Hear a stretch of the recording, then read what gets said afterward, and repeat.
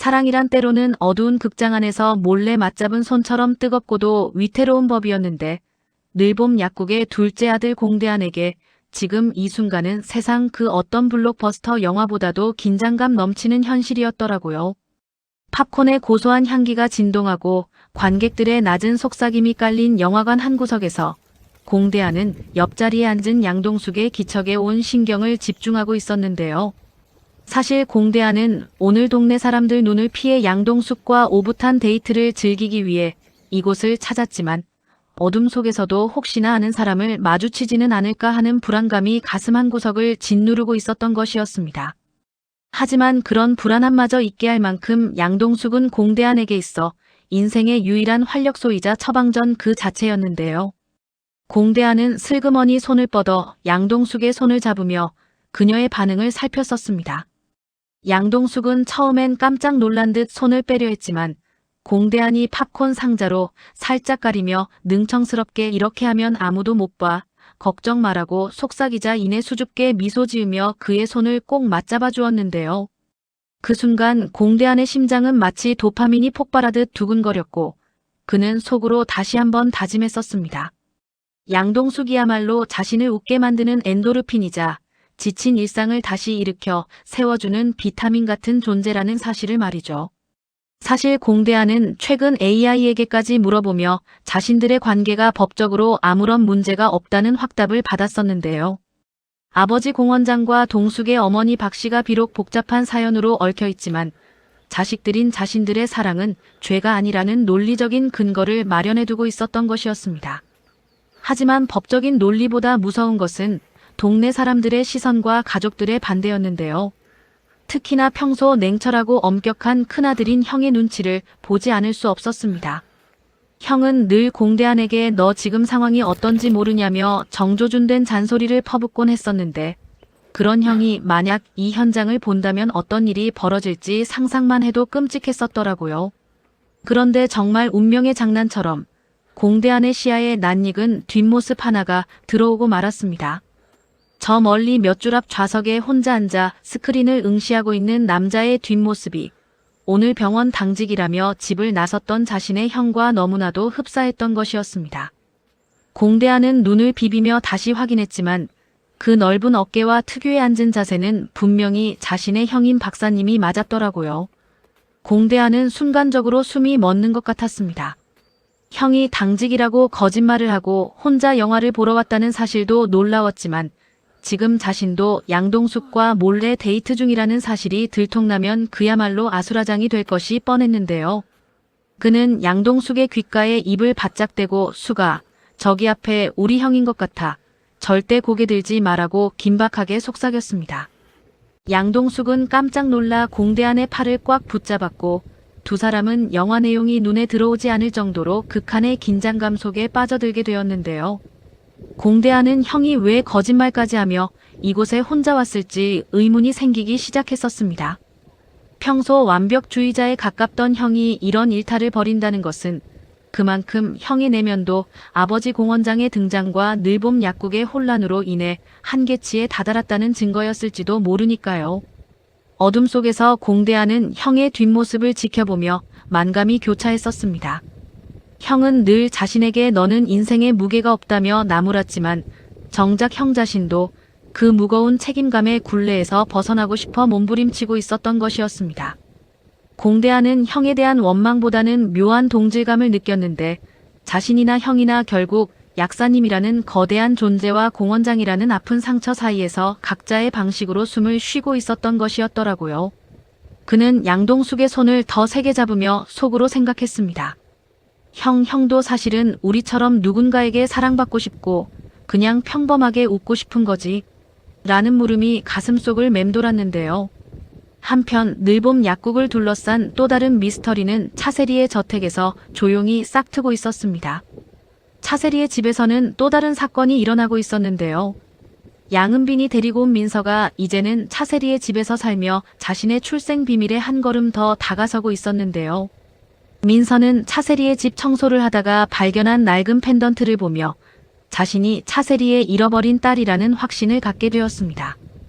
그 펜던트는 민서가 아기 때부터 목에 걸고 있었던 것과 완벽하게 짝을 이루는 것이었는데 이것은 늘봄 약국과 공원장 그리고 차세리 사이에 얽힌 30년 전의 진실이 곧 폭발할 것임을 암시하는 전조였더라고요.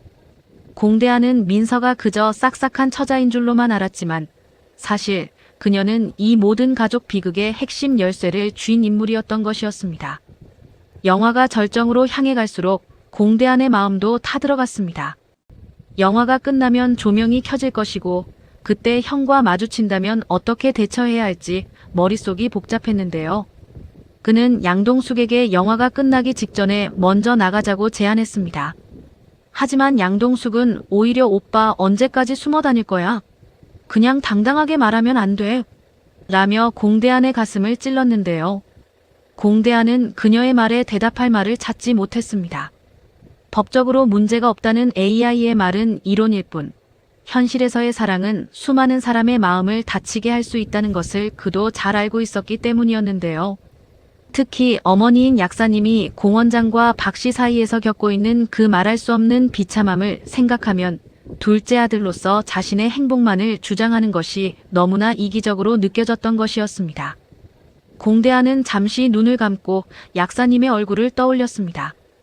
30년 동안 약국 카운터를 지키며 어서 오세요라고 외치던 엄마의 목소리, 아들들의 학비를 벌기 위해 끼니를 걸으면서도 웃음을 잃지 않던 엄마의 주름진 손, 그 손에 보답하는 길이 고작 집 나간 아버지의 동거녀 딸과 사귀는 것이라니 공대한은 자괴감이 밀려왔습니다. 하지만 양동숙을 향한 마음 또한 진심이었는데요. 그녀는 공대한이 세상의 풍파에 치여 울고 싶을 때마다 그를 다시 일으켜 세워준 유일한 사람이었습니다. 공대한은 수가 미안해. 내가 아직은 비겁해서 그래. 하지만 조금만 기다려줘. 내가 형도 설득하고 엄마 마음도 꼭 돌려놓을게라고 다시 한번 약속하며 그녀를 안심시키려 애썼습니다. 그때 갑자기 형이 자리에서 일어나 극장 밖으로 나가기 시작했습니다. 아직 영화가 끝나려면 10여 분이 남은 시점이었는데 형의 뒷모습은 어딘지 모르게 급하고 초조해 보였는데요.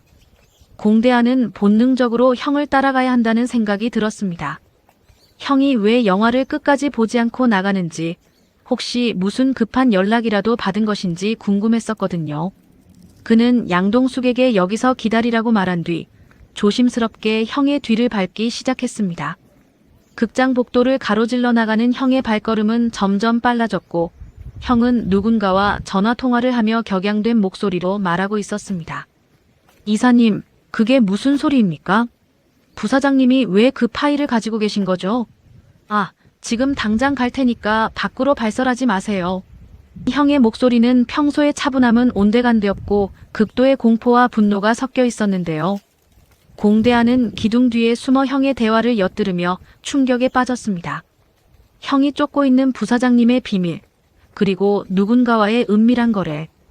이것은 단순한 병원 업무가 아니라 늘봄 약국과 공원장의 과거 비리와도 연결된 거대한 사건의 실체였던 것이었습니다.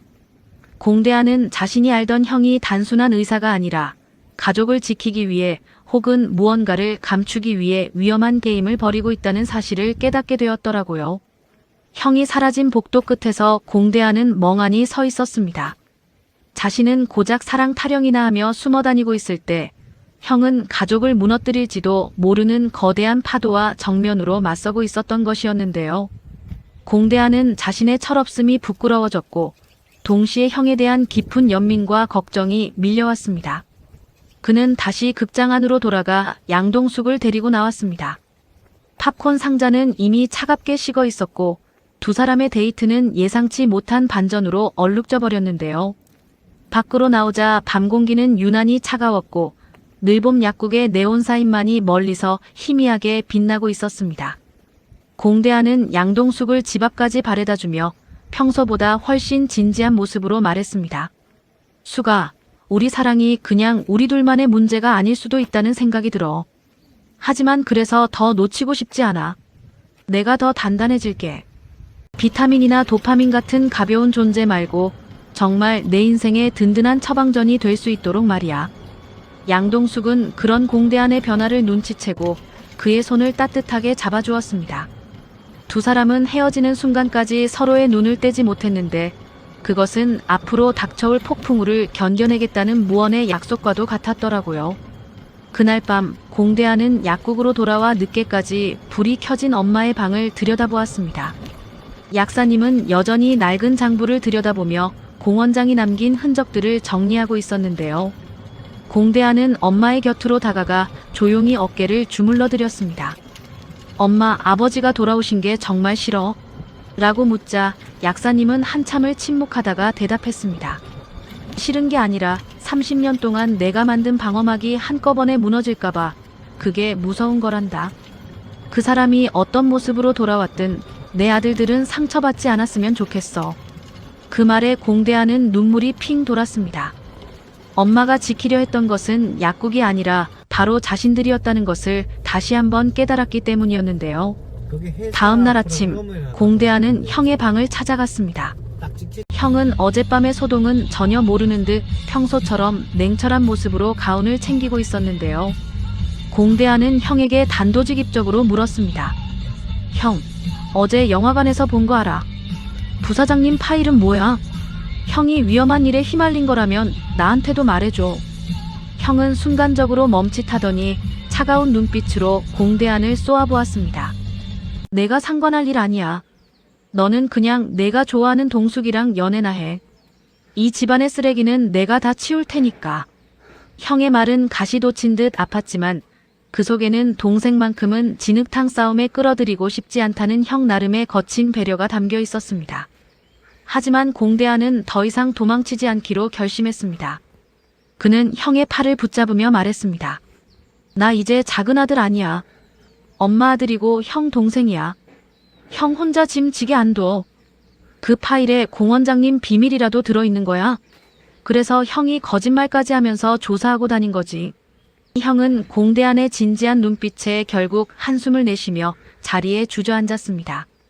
형은 사실 부사장님이 공원장의 실종 배후에 있었다는 결정적인 증거를 확보하려 노력 중이었는데 그 과정에서 민서의 정체와 차세리의 개입까지 알게 되어 극도의 혼란을 겪고 있었던 것이었는데요. 공대안은 형의 고백을 들으며 온몸에 소름이 돋았습니다. 30년 전의 실종이 단순한 사고나 도피가 아니라 거대한 권력층의 비리를 덮기 위한 희생이었다는 사실은 늘봄 약국 식구들에게는 너무나 감당하기 힘든 진실이었는데요. 민서가 차세리의 딸이라는 사실 또한 이 사건의 핵심 고리였고 민서가 들고 있던 펜던트는 사실 그 비리 장부가 숨겨진 금고의 열쇠라는 놀라운 반전이 숨겨져 있었습니다. 공대안은 이제야 모든 퍼즐 조각이 맞춰지는 기분이 들었습니다. 왜 민서가 우리 집에 왔는지, 왜 차세리가 민서를 데려갔는지, 그리고 왜 아버지가 지금 이 시점에 나타났는지를 말이죠. 이야기는 이제 늘봄 약국의 평범한 일상을 넘어 진실을 밝히기 위한 치열한 사투로 번져갔습니다. 공대안은 자신의 특유의 친화력과 순발력을 발휘하여 형의 조력자 역할을 자처했고 양동숙 또한 자신의 어머니 박 씨를 통해 공원장의 과거 행적을 조사하며 힘을 보탰습니다. 두 사람의 사랑은 이 거대한 음모 속에서 더욱 단단해졌고 이제는 서로의 연인이기 이전의 동지로서 함께 나아가고 있었는데요. 지우가 걱정했던 법적인 문제나 동네 사람들의 시선 따위는 더 이상 그들에게 장애물이 되지 않았습니다. 더 큰 정의와 가족의 복수를 위해 그들은 기꺼이 자신들의 행복을 잠시 유보하고 진실의 전쟁터로 뛰어들었던 것이었더라고요. 마지막으로 공대안은 영화관에서 양동숙의 손을 잡았던 그 기억을 떠올렸습니다. 어둠 속에서 느꼈던 그 온기가 이제는 차가운 진실의 겨울을 이겨낼 수 있는 유일한 불꽃이 되어 자신을 태우고 있었습니다. 수가, 우리 다시 영화 보러 가는 날엔 아무도 피하지 않고 세상에서 가장 환한 자리에서 내 손을 잡을게. 공대안의 이 다짐은 드라마의 후반부를 이끌어갈 가장 강력한 동력이 되었으며 시청자들에게 큰 감동과 전율을 선사했습니다. 사랑이라는 처방전은 이제 개개인의 아픔을 넘어 30년 동안 뒤엉킨 가족의 원한과 비극을 치유하는 위대한 기적으로 변모하고 있었던 것이었습니다. 늘봄 약국의 불빛은 더욱 환하게 타올랐고 그 안에서 공대안과 양동숙의 사랑은 진실의 꽃을 피우기 위해 오늘도 묵묵히 가시밭길을 걷고 있었습니다. 모든 인물은 이제 각자의 위치에서 마지막 결전을 준비하고 있었으며 그 중심에는 언제나 사랑이라는 가장 강력한 약이 처방되고 있었더라고요. 없는 이 긴 서사는 결국 진정한 가족의 의미와 사랑의 위대함을 되새기며 새로운 희망의 내일을 향해 거침없이 달려가고 있었습니다. 공대한은 이제 더 이상 철부지 둘째 아들이 아니었습니다. 그는 이 가족을 지키는 든든한 방패이자 진실을 밝히는 날카로운 창이 되어 우리 곁에 우뚝 서 있었습니다. 정말로 사랑은 그 어떤 병보다 강력했고 그 어떤 처방보다 확실했었습니다. 이야기는 이렇게 절정을 향해 치닫으며 대단원의 막을 향해 가고 있었습니다. 모두가 행복해지는 그날까지 늘봄 약국의 문은 언제나 열려 있을 것이며 공대한의 웃음소리 또한 멈추지 않을 것이었습니다. 마지막 처방전이 발행되는 그 순간 우리는 모두 진정한 사랑의 의미를 깨닫게 될 것이니까요. 늘봄 약국의 기적은 이제 막 시작되었습니다. 소름 돋는 반전과 감동이 어우러진 이 드라마의 끝에서 우리는 모두 자신만의 처방전을 가슴에 품게 될 것이었습니다. 우리 모두의 인생에도 늘봄 약국 같은 따뜻한 안식처가 있기를 소망해봅니다. 정말로 사랑이 모두에게 처방되었습니다. 이제 진실의 문이 열리고 모두가 웃을 수 있는 그날을 향해 그들은 한 걸음 더 나아갑니다. 끝까지 긴장을 놓칠 수 없는 전개 속에서 우리는 진정한 사랑의 힘을 목격하게 될 것이었습니다. 마지막까지 손에 땀을 쥐게 하는 이들의 여정은 시청자들의 마음속에 영원히 기억될 것입니다. 공대한의 미소가 영화관의 어둠을 뚫고 세상 밖으로 퍼져나가는 순간 이야기는 가장 아름다운 마침표를 찍습니다. 하지만 그것은 끝이 아닌 새로운 시작임을 우리는 모두 알고 있습니다. 사랑의 위대함을 믿는 한 비극은 결코 우리를 무너뜨릴 수 없으니까요. 늘봄 약국의 등불은 오늘도 밤하늘을 밝게 수놓고 있었습니다. 공대한과 양동숙의 영원한 사랑을 축복하며 한편 평생을 형제처럼 지내온 공정한과 등을 돌린 그날 이후 양동익의 시간은 마치고자 난 시계 태엽처럼 제자리만을 맴돌며 그를 서서히 갉아먹기 시작했다. 거실의 어스름한 어둠 속에서 양동익은 꺼진 텔레비전 화면을 응시하며 자신의 그림자를 보았다. 한때는 환자들의 맥을 짚으며 그들의 고통을 처방하던 양동익이었지만 지금 그의 손은 그저 차가운 자신의 무릎만을 어루만지고 있을 뿐이었다. 아내 차세리는 주방에서 나오며 그런 양동익의 뒷모습을 보았다. 차세리는 양동익의 어깨가 예전보다 훨씬 작아진 것 같아 마음이 아려왔다. 차세리는 분위기를 바꿔보고자 일부러 밝은 목소리로 아들 양현빈이 내일 점심때 집에 온다는 소식을 전했다. 양동익은 양현빈이 내일 온다는 말에도 그저 멍하니 고개를 끄덕일 뿐이었다. 양현빈은 아버지를 닮아 속이 깊고 예민한 아들이었고 양동익은 그런 양현빈 앞에서만큼은 당당한 아버지의 모습을 유지하고 싶었지만 마음대로 되지 않았다. 양동익의 머릿속은 온통 공정은에 대한 생각으로 가득 차 있었다. 양동익과 공정은은 어린 시절부터 한 동네에서 자라며 동고동락한 둘도 없는 단짝이었다. 두 사람은 서로의 눈빛만 봐도 무엇을 원하는지 알 수 있을 만큼 깊은 우정을 나누었고 성인이 되어서도 한의사라는 같은 길을 걸으며 서로를 아끼고 의지했다. 하지만 세월은 두 사람의 순수한 우정에 오해라는 독을 뿌렸다.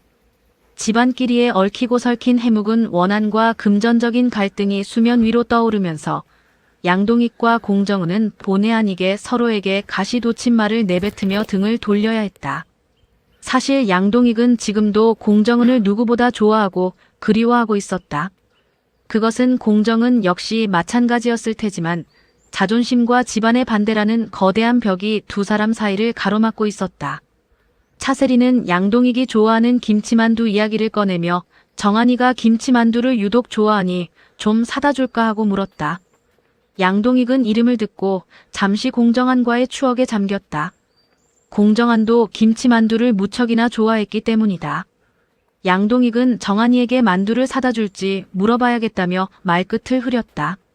차세리는 양동익의 그런 태도가 답답한 듯 당신이 공정은 원장이랑 절교한 지가 언제인데 아직도 그 이름을 입에 올리느냐며 타박했다. 양동익은 차세리의 말에 발끈하며 공정은이 그저 자신에게 잠깐 삐친 것뿐이라고 우겼다. 하지만 차세리는 양동익이 현실을 직시하기를 바랐다. 차세리는 양동익이 공정은과의 갈등 때문에 얼굴이 칙칙해지고 기력이 쇠한 것이 속상했다.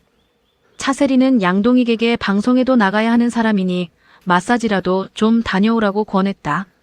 하지만 양동익은 한의사로서의 고집을 꺾지 않았다. 양동익은 차세리의 손을 잡아 자신의 광대뼈 아래로 가져갔다. 양동익은 그곳이 바로 기혈순환을 돕는 관료열이라며 차세리에게 그곳을 지그시 눌러달라고 부탁했다. 차세리가 관료열을 누르는 동안 양동익은 잠시 눈을 감고 공정은과 함께 인수를 펼치던 시절을 회상했다. 그때는 세상에 고치지 못할 병이 없을 것만 같았고 공정은만 곁에 있다면 그 어떤 시련도 이겨낼 수 있을 것 같았다. 양동익은 갑자기 허탈하게 웃으며 차세리에게 엘리자베스 퀴블러 로스의 상실의 5단계를 아느냐고 물었다. 양동익은 자신이 현재 부정과 분노를 지나 우울과 수용의 단계에 와 있다고 자조 섞인 목소리로 말했다. 양동익은 공정은을 잃은 것이 마치 자신의 신체 일부가 떨어져 나간 것 같은 상실감을 주었다는 사실을 인정할 수밖에 없었다. 차세리는 양동익의 진심 어린 고백에 가슴이 먹먹해졌다. 차세리는 양동익이 공정은을 얼마나 아끼는지 잘 알고 있었기에 그를 다그치기보다는 가만히 그의 어깨를 감싸주었다. 양동익은 차세리의 따뜻한 손길에 위로를 받으면서도 내일 점심에 조카 주아의 남자친구가 온다는 소식에 다시 긴장하기 시작했다. 주아는 양동익에게 친딸 같은 존재였고 주아의 남자친구를 맞는 것은 양동익에게 또 하나의 큰 숙제였다. 다음 날 아침 양현빈이 도착하기 전부터 차세리는 분주하게 움직였다. 차세리는 양동익의 길을 살려주기 위해 그가 좋아하는 반찬들을 정성껏 준비했다. 양현빈은 집에 들어서자마자 아버지 양동익의 안색부터 살폈다. 양현빈은 어머니 차세리로부터 아버지의 상태를 전해 들은 터라 더욱 마음이 쓰였다. 양현빈은 양동익에게 다가가 살갑게 인사를 건넸고 양동익은 아들의 손을 잡으며 비로소 조금씩 웃음을 되찾기 시작했다. 양현빈은 양동익에게 회사에서 있었던 일들을 늘어놓으며 분위기를 띄웠고 양동익은 아들 양현빈의 성장에 대견함을 느꼈다. 차세리는 긴장된 분위기를 풀기 위해 얼른 점심 식사를 시작하자고 권했다. 식탁 중앙에는 정한이가 그토록 좋아하던 김치만두가 소담스럽게 놓여 있었다. 정한이는 만두를 보자마자 환호성을 지르며 분위기를 주도했고 그제야 양동익의 입가에도 진한 미소가 번졌다. 양동익은 사람을 대할 때 진심이 가장 중요하다는 점을 강조했다. 그것은 사실 공정한에게 전하고 싶은 진심이기도 했다.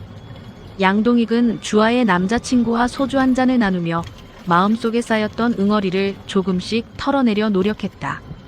차세리는 양동익이 너무 과하게 마실까봐 걱정 어린 눈빛을 보냈지만 양동익은 오늘만큼은 기분을 내고 싶다며 고집을 피웠다.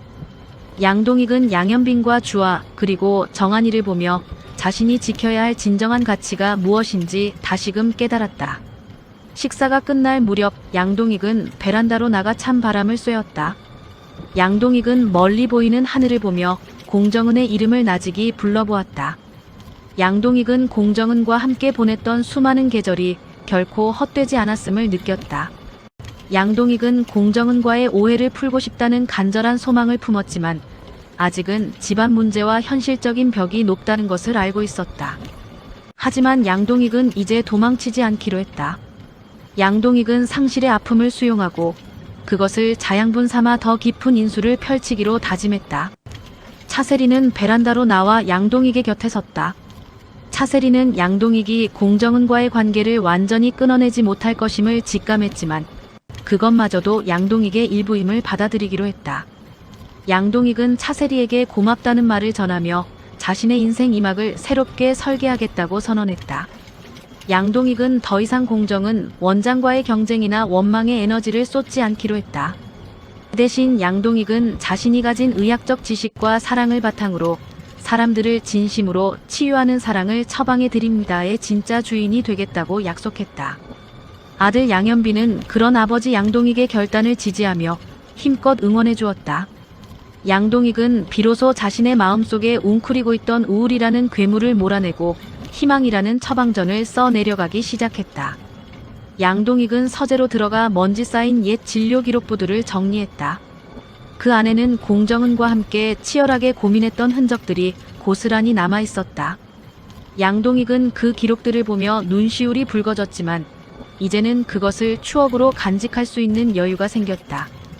양동익은 공정은에게 짧은 문자 한 통을 보냈다. 잘 지내냐는 단순한 안부 인사였지만 그 안에는 양동익의 수만 가지 감정이 담겨 있었다. 공정은에게서 답장은 바로 오지 않았지만 양동익은 초조해하지 않았다. 양동익은 언젠가 서로의 상처가 아물었을 때 다시 만날 날이 올 것임을 믿었기 때문이다. 양동익은 차세리와 함께 집 근처 공원을 산책하며 동네 주민들에게 건강 상식을 나누어 주기 시작했다. 양동익은 자신의 손길을 필요로 하는 사람들이 여전히 많다는 사실에 보람을 느꼈다. 양동익의 안색은 몰라보게 좋아졌고 주민들은 양동익을 사랑을 처방해주는 선생님이라 부르며 따랐다. 차세리는 그런 양동익의 변화를 보며 비로소 안도의 한숨을 내쉬었다. 양동익은 이제 진정으로 자신을 사랑하는 법을 배웠고 그 사랑은 주변 사람들에게도 따뜻하게 전해졌다. 양동익의 내면 갈등은 이제 더 이상 그를 괴롭히는 장애물이 아니라 삶의 깊이를 더해주는 성찰의 도구가 되었다. 양동익은 공정은과의 갈등을 통해 인간관계의 소중함과 용서의 가치를 배웠다. 양동익은 양현빈에게 인생은 끊임없는 선택의 연속이며 그 선택에 책임을 지는 것이 진정한 어른의 모습이라고 가르쳤다.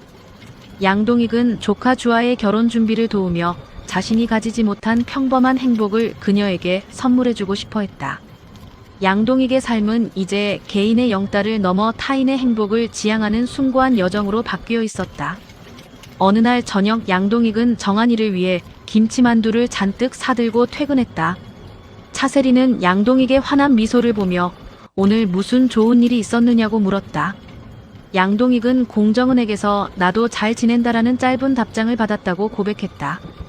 양동익과 공정은은 여전히 서로를 그리워하며 오해와 집안 문제로 떨어져 있었지만 그 짧은 답장 하나로 두 사람의 영혼은 다시 연결된 듯했다.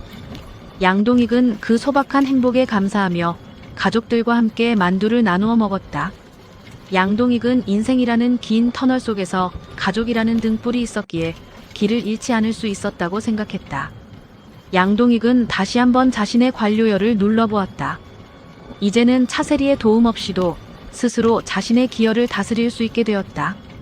양동익은 거울 속에 자신을 보며 동희가 수고했다라고 나직하게 칭찬해 주었다. 양동익의 얼굴에는 세월이 남긴 주름보다 더 깊은 인자함과 평화가 깃들어 있었다. 양동익은 사랑을 처방해드립니다라는 드라마 같은 자신의 인생을 사랑하기로 했다. 양동익은 비록 완벽하지 않은 삶일지라도 그 안에서 최선을 다해 사랑하고 치유하며 살아가기로 다짐했다. 양동익의 발걸음은 이제 거침이 없었고 그의 손에는 세상을 향한 따뜻한 처방전이 들려 있었다. 밤이 깊어가자 양동익은 거실 창가에 서서 별들을 보았다. 저 별들 중 하나는 아마 공정은도 보고 있을 것이라는 생각이 들자 양동익은 묘한 유대감을 느꼈다. 양동익은 자신과 공정은이 서로 다른 길을 걷고 있지만 결국은 같은 하늘 아래서 서로의 안녕을 빌어주고 있다는 사실에 만족했다. 양동익은 차세리를 불러 따뜻한 차 한 잔을 나누며 앞으로의 계획을 이야기했다. 차세리는 양동익의 눈빛에서 피어오르는 열정을 보며 그가 다시 비상할 준비가 되었음을 확신했다. 양동익의 인생은 그렇게 상실의 아픔을 넘어 화해와 희망의 대서사시로 나아가고 있었다. 양동익은 마지막으로 양현빈의 방에 들어가 자고 있는 아들의 얼굴을 보았다. 양동익은 양현빈이 자신보다 더 넓은 세상을 보고 더 깊은 사랑을 할 수 있는 사람이 되기를 기도했다. 양동익은 가족을 위해 그리고 자신을 기다리는 수많은 환자를 위해 내일 또다시 힘차게 일어날 것을 약속했다. 양동익은 이제 사랑을 처방해드립니다라는 자신의 인생 주제곡을 흥얼거리며 깊고 평온한 잠에 빠져들었다. 양동익의 가슴 속에는 이제 그 어떤 폭풍우가 몰아쳐도 흔들리지 않는 굳건한 평화가 자리 잡고 있었다. 양동익의 사랑은 그렇게 오늘도 누군가의 가슴 속에 따뜻한 치유의 꽃으로 피어나고 있었다. 양동익은 꿈속에서 어린 시절의 자신과 공정은을 만났다. 두 소녀는 끝없이 펼쳐진 김치만두밭에서 뒹굴며 소리내어 웃고 있었다. 양동익은 꿈속에서나마 공정은의 손등을 꽉 잡으며 미안하다. 그리고 고맙다라고 속삭였다. 공정은은 환한 미소로 대답했고 두 소년의 웃음소리는 온 세상을 가득 메웠다. 양동익은 그 꿈의 여운을 간직한 채 아침을 맞이했다. 양동익은 거울을 보며 다시 한번 관료열을 지그시 눌렀다. 오늘의 안색은 그 어느 때보다 맑고 투명했다. 양동익은 차세리가 차려준 아침 식사를 맛있게 먹으며 오늘 만날 환자들에게 전해줄 사랑의 처방전을 머릿속으로 그려보았다. 양동익의 하루는 그렇게 또 다른 치유와 사랑의 기적으로 가득 채워질 준비를 마쳤다. 양동익은 문을 열고 세상으로 나아갔다. 그의 등 뒤로 여보, 다녀오세요. 라는 차세리의 활기찬 목소리가 울려 퍼졌다. 양동익은 힘차게 발걸음을 옮겼다. 그의 인생 2막은 이제 막 가장 화려한 꽃을 피우기 시작한 것이다. 양동익은 확신했다. 사랑이야말로 인간이 인간에게 줄 수 있는 가장 위대한 처방전이라는 사실을 말이다. 양동익의 사랑 처방은 앞으로도 수천 명, 수만 명의 가슴 속에서 영원히 시들지 않는 희망의 증거로 남을 것이었다. 사랑이 처방되었습니다.